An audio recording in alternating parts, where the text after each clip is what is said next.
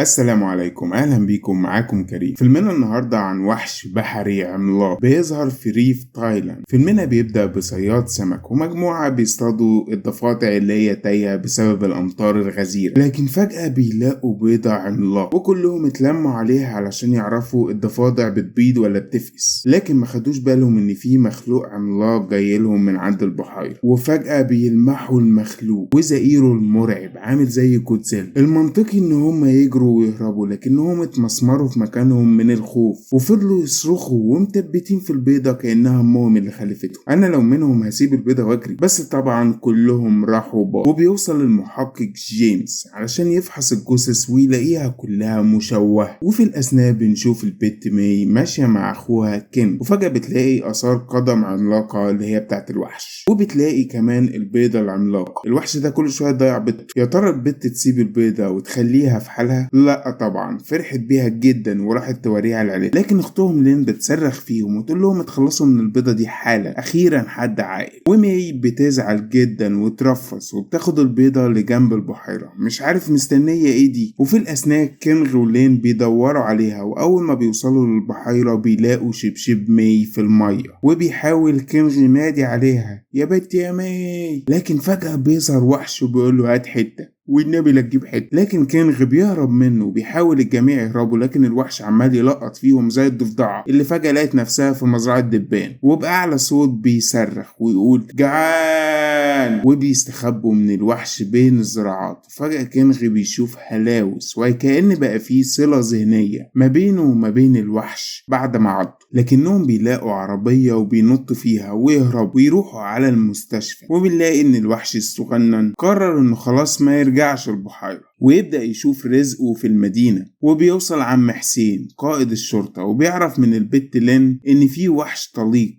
لكنه مش بيصدقها. وفي الأثناء الوحش رزقه واسع قوي قوي قوي وعمال يلتهم في الناس يمين وشمال. وبيقرر عم حسين ان هو يصدق البت لين أخيرا بعد كل الجثث اللي وقعت، وبيأمر القوات انها تتشقلب وتتقلب وتجيب له الوحش ده بأي طريقة. وبيفوق كينغ ويلاقي ان جسمه بدأ يتحول.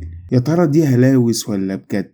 وبقى في تواصل ذهني قوي يقدر بيه يعرف مكان الوحش بالظبط. وبيروحوا على طول على عم حسين علشان يقولوله ان هو يقدر يدلهم على مكان الوحش. وبيروح عم حسين والشرطة كلها والناس ورا كينغ علشان يمسكوا الوحش. واول ما بيقرب منه كينغ بيدلهم على مكان الوحش عيل فتان، وبالفعل بيرموه بالبومب والقنابل، لكن ده بيغضب الوحش جدا وبيهاجمهم ويرميهم يمين وشمال. لكن صدق اللي قال الكترة تغلب الشجاعة، وبيحصروا الوحش ويرموا عليه شبك ويمسكوه وينزلوا فيه الضرب. بس بنلاقي كينغ بيعاني وبيحس بكل ضرباتهم، ولين بتجري تترجاهم انهم يبطلوا ضرب لأن ده بيقتل أخوها. وعم حسين بيجرب يغز الوحش وبيتضح إن كينغ بيتغذى معاه. وبيقرر عم حسين يحبس الوحش ويأمر قواته إن هما يحموا الوحش من البهايم اللي عايزين يقتلوه. وعلى الجانب الآخر من البحيرة جيمس بيلاقي البيضة والبت ماي، وبيلاقي آثار قدم الوحش العملاق،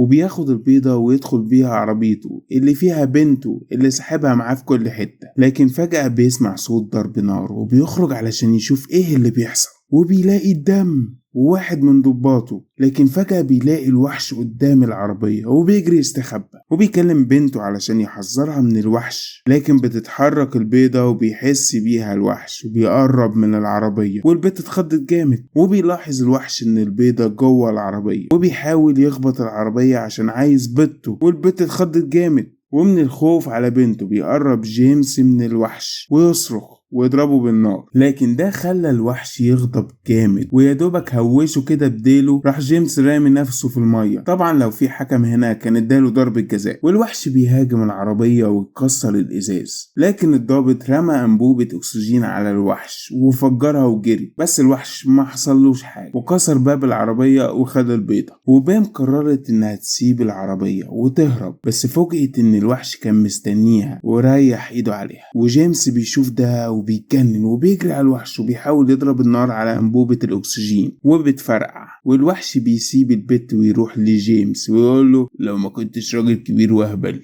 كنت شتمتك.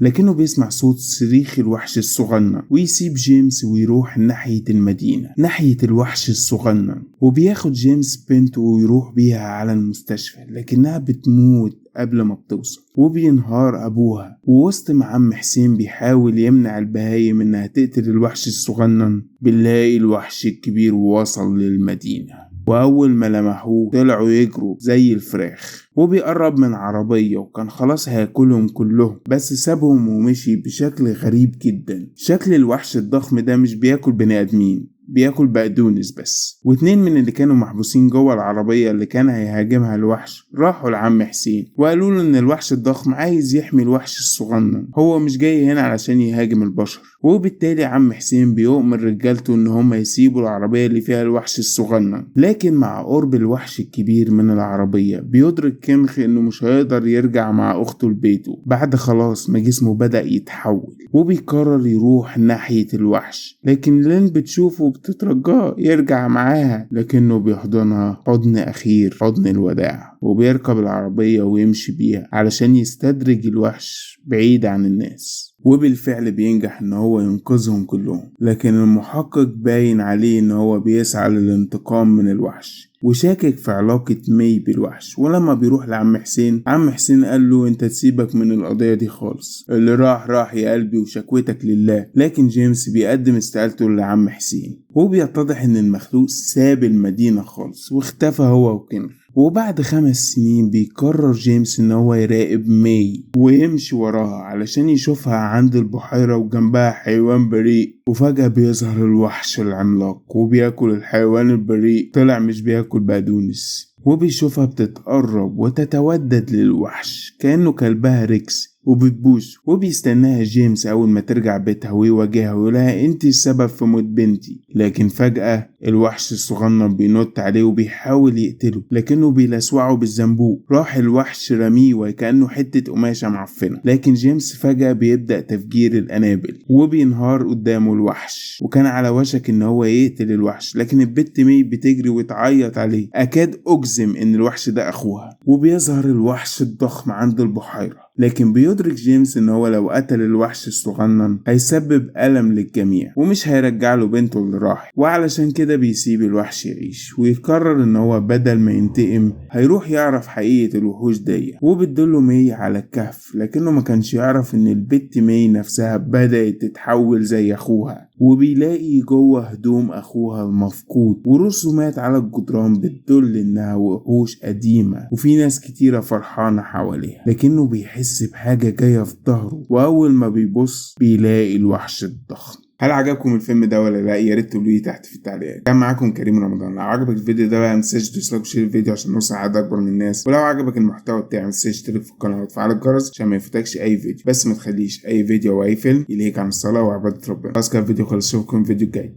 سلام عليكم.